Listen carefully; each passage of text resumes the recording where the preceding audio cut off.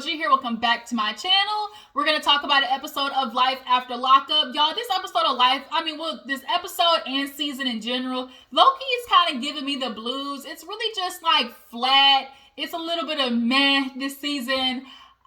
I know this sounds crazy, but I miss Michael and Sarah. Y'all, Michael and Sarah was bringing the drama.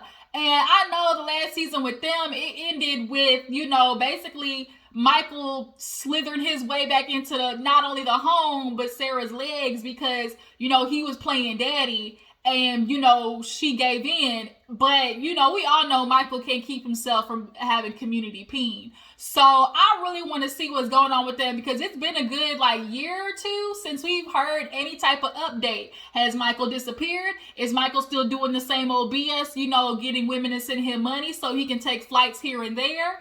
Is he still at the house, playing daddy while, Sarah gets to go out on dates? Did old dude come back in the picture? I want that update. And then we gotta get to Andrea and Lamar. The son basically told her he's not here for the, the retreats or nothing. I want to get back to them. They're really entertaining. But because this season is what we have, I guess we'll just talk about it, okay? So let's go ahead and get into the episode. If you're new to my channel, appreciate you for tuning in. Hit that subscribe button. Everybody else, drop it down in the comments. You know what to do. Let me know that you guys stop by and tell me how you feel. What do you feel like is going on with Life After Lockup, Love After Lockup? Who do you guys miss or, want to see, brought back for another season, or should we get an update on? Tell me who you think of, tell me who you missing. So let's go ahead and knock out this episode. We open it up with Lisa and Stan. They sitting there hanging at the Rock Common, the Rock Common place. And basically Lisa and her little Lucy doll hair, or is it Cynthia? Cynthia, she reminds me of that doll from Rugrats. That's all I can think of. So she ends up asking Stan, it ended with her asking him, who's Jasmine Portella? You remember Jasmine Portella? And he's stuck on, who is that? What? I don't know what you're talking about. Oh, you don't know her? Guess what? I am her. So now try to lie to me. Men are so funny with the way they literally will deny till they die. Deny until you literally hit them. Then you gotta hit them with this. I got the receipts.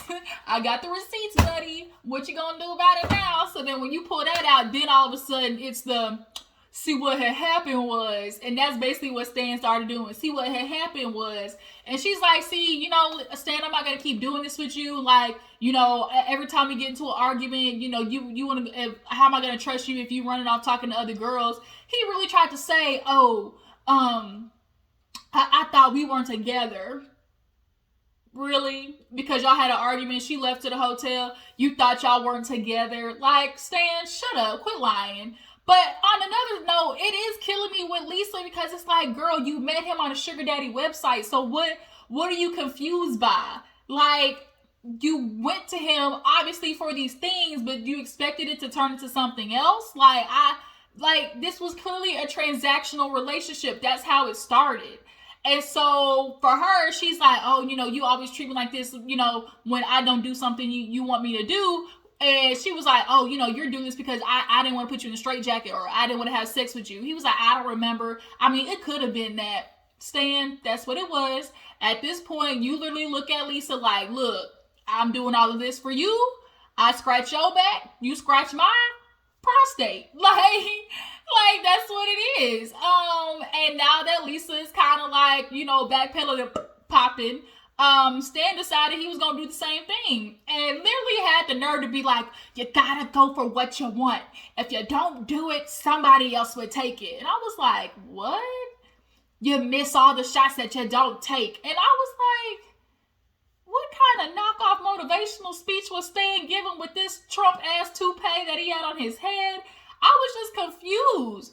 Then his question was like, oh, how long am I supposed to wait? If we break up, what am I waiting for? I can, start right after that. There is no time limit on it. So then basically Lisa told him, look, I don't know if I can trust you. I'm thinking maybe we take some time apart, think about things. She saved up about $3,500, but Lisa, let me tell you, you think that's a lot, but girl, you're going to run through that money so goddamn fast, and you're going to be running right back to Stan, because at the end of the day, like she said, he has done a lot for me, and I appreciate it and everything. But I've got to the point in life where, I'm really starting to see things differently and, value myself. So, I just can't keep accepting this behavior. So they basically agreed to take some time, but we all know Lisa gonna run it back because she ain't have no money. She need money. Period. She needs money. So she's gonna stay with that man. So moving on, let's get into Christiana and John. I think, Christiana, y'all, this is so sad. So Christiana, it's been a couple of months since her and John got married. Everything's, good. She's like, I'm sober. This is the longest I've ever been sober. She's like, I'm working. She's like, I'm not going to lie, it's hard, but she likes the fact that she is living a sober life. John is weird. He's wasting money on shit like a koi pond. It was small as all get out too. And them koi fish are expensive. Where did you get the money for? How are you able to afford koi fish at a koi pond, but you still live in this whack ass trailer? Like, I need that to make it make sense. Like, it's confusing me. But nonetheless, Christiana still hasn't talked to her sister. I don't know if John finally came forward and told, I don't know. Matter of fact, I don't think he did. But they go to visit her mom because they found out that she actually ended up having lung cancer. So she's in a facility getting, treatment, chemo, radiation, all of that stuff. And right now, Christiana's just, she's like, oh my gosh, like, now I understand how it feels to be like constantly worried about somebody else. Everybody else had to be in the strong, place when I was out in the streets. And now, the roles have reversed. Like, I'm taking care of my mom, and I'm worried about her. So they go to visit the mom in the facility, and, she has, like, the headband wig on, and, John, he pulling up in the beep beep in the little scooter, and they're just sitting down talking, and Christiana is just really, you can tell she's just trying not to break down, and the mom, she has no energy. They're basically pumping poison into your body, like, to kill, the cancer, and so that's gonna take a toll on your body. So they excused John, and Christiana's just talking to her, and she was like, you want to see my head? And she is bald, y'all. Like, all her hair is falling off, but she actually looks really good. She had the little eyelashes on and stuff like that, and so she was just trying to, like, keep, feed her mom, positive words and things like that, but it's hard. Like, you're literally watching your mother die. Like, how do you not become emotional? But she breaks down in her confessional. Now, Christiana, I love you, girl, and I want you to stay sober, but what needs to get fixed is them eyebrows. I don't know. Is it just I don't know. Like, girl, I know you got YouTube or something to help you do some tutorials, because every episode, they are a different shape. They literally are a different shape and color every episode. And she looks like the emoji. Sometimes she looks like the emoji like this, with the eyebrows like this. Sometimes she look like the emoji like this. Sometimes she look like, it's a no-go. But she is really resenting her sister because she feels like, how dare you, like, whatever the issue is, like, you don't even call to check up on mom. And I know John gave his sister money to stay away from the wedding, but did he tell her to stay away in general? Or did the sister Tara just,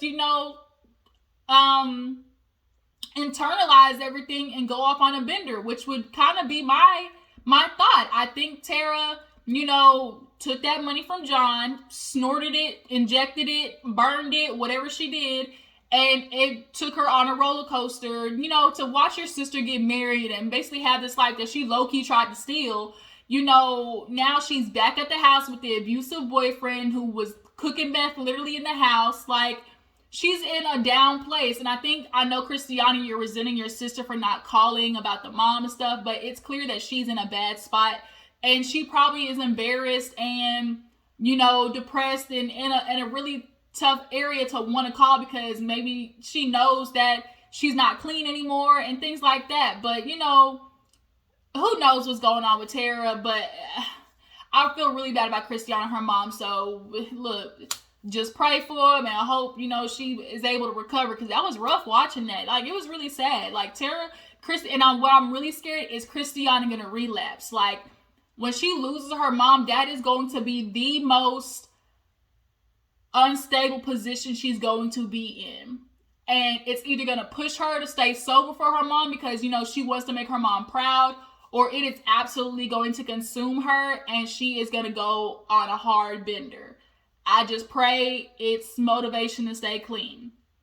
So, let's go ahead and move on to Sarah and Sean. Y'all remember Sean, he basically, dropped on her lap, oh, by the way, I got 6 kids, was previously engaged, and not only was I was engaged to another prison inmate who I was talking to you at the same exact time with.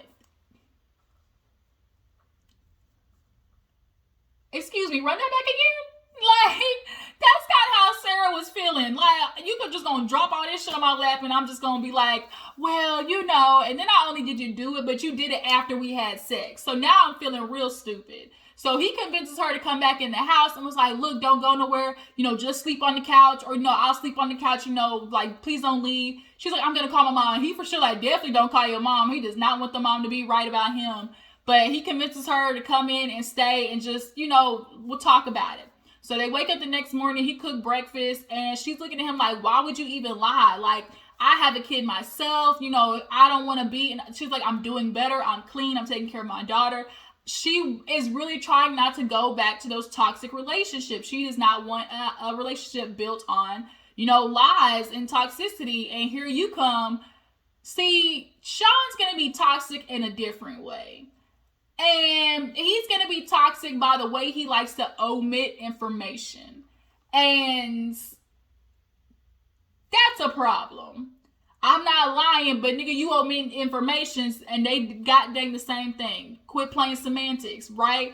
But she was like, I need to know what's going on. Like, you have 6 kids, your baby mom's like, what's happening? She basically, it looks like she's going to forgive him. I think Sarah is weighing out the odds of, okay, here's a man, he doesn't do drugs, he moved across the country for me, he supported me financially. She's weighing that out, not only for herself or her daughter, versus, the lies, right?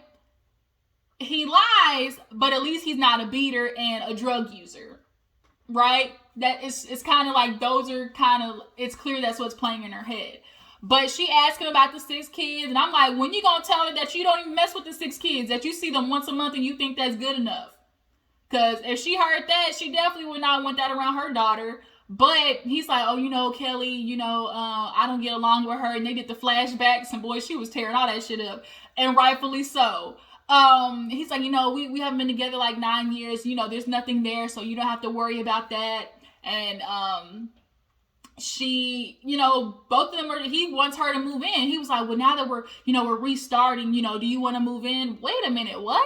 No, slow down, pump the brakes. Like, that's his problem. He goes full steam ahead, and you're not thinking, like, he literally only thinks about himself. And I'm just like, I really feel so bad for his kids, especially his daughters. Like, his daughter was tore up the last time he saw her, and you made these promises that you clearly have no intention of fulfilling.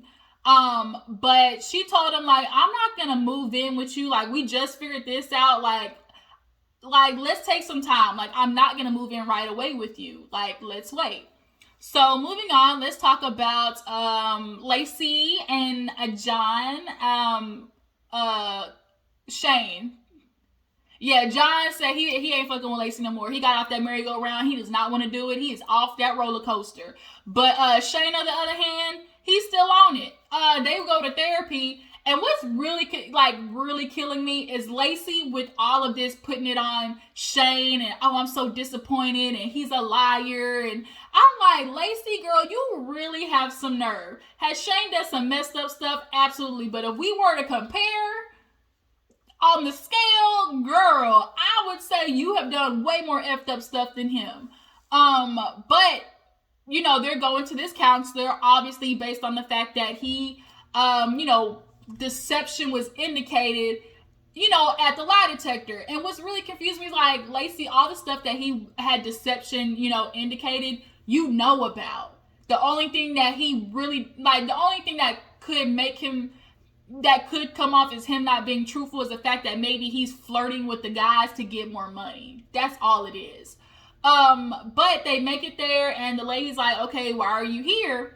And basically, Lacey lets him know, like, I don't trust him. You know, I asked him these questions. Deception was indicated. I mean, I know about the OnlyFans stuff, but I mean, is he talking to the guys, you know, to cheat on me? I don't know. And he basically looks at Lacey like, are you stupid or are you dumb? Girl, you know that he's looking at her like, you know this already. You know I'm talking to these guys. Like, what is not registering? It's OnlyFans. Like, you set up the OnlyFans account. And she's like, I know it's OnlyFans, like, because I check that shit every day. I know what it is. So if you check it and you've seen it and you know what he's doing, Lacey, what are you mad at? See, Lacey, you got to be mad at him for something because, you know, deep down your guilt about trying to reach out to John and basically play Shane again. That's what it is. You need him to be wrong at something so the next time you F up, you can be like, but it's because of you, right? So now Shane's like sitting there and he's like, he doesn't even want to do the conversation. And basically Lacey busts out with I wish I was never married to him. I never wanted a baby by him. I'm no longer in love with him. Like, I just don't trust him. Like, I'm genuinely hurt. And she, I guess, is reverting back to the time that he cheated on her, which is cool, understandable. But you decided to stay with him. And after that, you messed him over again with the John situation. So your relationship, like both of you said, was built on distrust and foul play. So now Lacey is like, you know, saying that she regrets having a baby with him, and this is news to Shane. And we knew Lacey honestly, truthfully wasn't wanting another baby, but because Shane doesn't have one of his own, you know, she gave in to that. And now not only is he dealing with a new baby, but he just lost his job, which sent him into a depression because a man who feels like he can't provide for his household now feels emasculated and insecure in himself. And which is why I'm sure, you know, they started the OnlyFans because Lacey like, shoot, I go up here and make money. Why can't you, basically? So him going into the depression, she was like, I was doing all the work myself. You know, I expected him to be a hands-on dad, and he completely wasn't. Like, it was not even what I expected. So at this point, are they gonna make it? Who knows? Lacey, I'm not playing these fugazi ass games with you. You know, you love doing the back and forth toxic stuff, and they're trying to decide whether this relationship is salvageable because she's not in love with him anymore. And she asked him the same question, like, are you in love with me? He was like, I love you. Like, I love you. She's like, no, are you in love with me? And he was like, you know, I love you. I'm in love with you. And the fact that you kind of are being hesitant, both of you, you know, suffer from what a lot of married, you know, people do. They fall into this routine. And in the routine, they fall out of love with their partner. And that's about now trying how to fall back in love with your partner again. Because, you know, the household and the dysfunction is completely ruining it. But I'm sorry. I just can't fuck with Lacey. She pisses me off with the games and constantly trying to point the finger. And it just always seems like Lacey really genuinely, honestly, like Shane, she's sitting there crying, talking about, you hurt me. You should have hit her right back with the, oh, really? You want to talk about being hurt? But you threw me out on the porch with trash bags and brought your ex nigga in the house and let him watch me, like, pack my stuff and leave. Like, if you really want to talk about hurt. Then they discussed his anger. He was like, what? I'm calm and chill. Proof says otherwise. You got a little bit of anger to work on, Shane. But if you're willing to work on it, this relationship might work.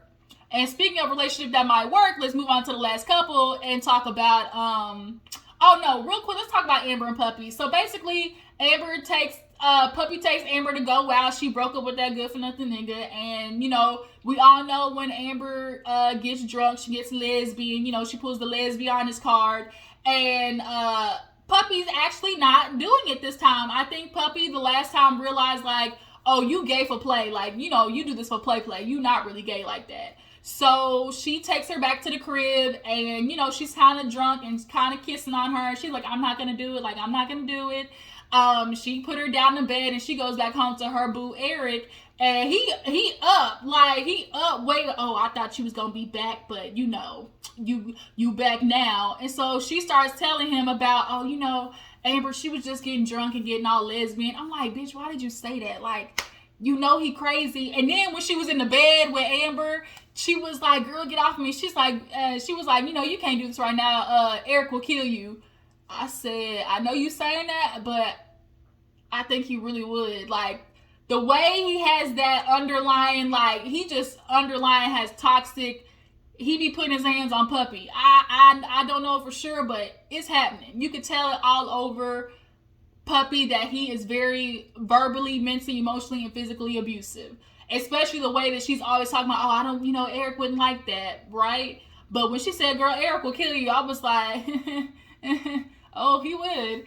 But yeah, so now Puppy, you might not have wanted to say that because he's toxic. But another toxic couple is Tia and Nicole. We all know Tia and Nicole have decided, you know, they were going to be together forever, get married. Come to find out, y'all, Tia basically is dying. Like, she has 2 tumors on her liver. She's been putting it off. And it's like, first of all, girl, you can't put stuff off like that. Like, if she didn't have the surgery, they said basically like you had 8 months to live.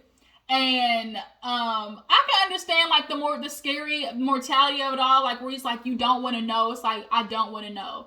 It's not real until like you hear it, you know. But she convinced her, okay, you know, to do the surgery. But the thing is, she's like, who knows how surgery's gonna go? You know, I want you to marry me, you know. And Nicole is nervous about it because it's like, you know, Tia always does this, you know, she loves me one minute, breaks up the next, you know, loves me one minute, breaks up the next. And she is scared of that. But they decide, you know, they're going to get married. And I think also Tia being sick plays a huge part in why Nicole gave in. So she goes dress shopping with her mom. And as she's going dress shopping with her mom, Deontay's mom pulls up. I love Deontay's mom, and she is so funny. And so she starts asking him about, you know, love and everything. And he's talking about Nicole. He's like, you know, I ain't spoke to her in a minute. She's like, look, son, I know you want love and, you know, you want to find the wife and the kids and everything. But don't be looking for love so much that, like, you self-sabotage, that you self-destruct. Because that's literally what happened with Nicole. You did that with 2 of these little white jailbirds, little snow bunny jailbirds that basically sent you into debt and had you back on your mom's couch, Deontay. Like, this shit's not cool. So his little friend comes over and he's talking to the friend while the mom is cooking, and he was like, you know, what's going on with Nicole? He's like, man, she just freaking, you know, posted on social media that she's getting married, you know, next week. And he's like, you know, she came by my job. And he trying to whisper, and old dude was like, oh, what? She came by your job? And he was saying it loud so the mama could hear. And so she was like, wait a minute, what? He was like, mm-hmm. I was like, damn. I was like, messy boots. But the mama said, stop the damn bus. She could stop the bus. She was not here. Stop the bus. She said she came by your job. He was like, I really feel like deep down, like she trying to tell me something. Like she wouldn't come and tell me if she didn't want me to show up. And it's clicking to me, Deontay, you have Captain Save-A-Ho syndrome. You choose these women out of insecurity that you know will need you because you are insecure in yourself. And you find the women, like I said, that need something, and you can provide something financially. So you choose the women that you know are going to need you because you don't have any security that a woman will like you for you. But Nicole, she's dress shopping, put on the cute little dresses, but bust out in a freaking whole full-blooded anxiety panic attack. And it's over being married to Tia. It's obvious. And the whole time she's putting on dresses, the mama's like, are you sure you want to do this? Like, are you sure you want to get married right now? And you can tell, like, the mom does not want this to happen. But it's like, you're not going to be able to tell Nicole nothing. But she's literally having a full-blown, in the confessional, she breaking down, you know, I want to be with Tia, but, you know, we just always, like, I'm just scared I'm going to get hurt again. And, like, it's a whole toxic cycle. A part of me does believe that Nicole slightly does want Deontay to, like, come save her, but she's not going to truly leave Tia because she has that connection to her, right? And although Deontay could treat her right, and I do think Nicole thinks that's possible, there's a part of her that doesn't, like, she doesn't believe that she deserves it, so she's going to stick with Tia because that's all she knows. But now, you busting out crying and drinking water and gulping down and all types of stuff because you realize you really might about to be making a mistake, because at the end of the day, Tia need help. So that was the episode of Life After Lockup, you guys. Tell me how you feel. You know, do you feel like Tia is guilt tripping, you know, Nicole into marrying her? Do you feel like Deontay might be onto something with Tia, you know, I mean with Nicole feeling like, you know, she wants to be saved? And do you guys think that Lacey is more to blame in the failing relationship of her and Shane? Okay. I appreciate y'all for tuning in. Follow my Instagram and Twitter, you guys, and I will catch you later. Deuces.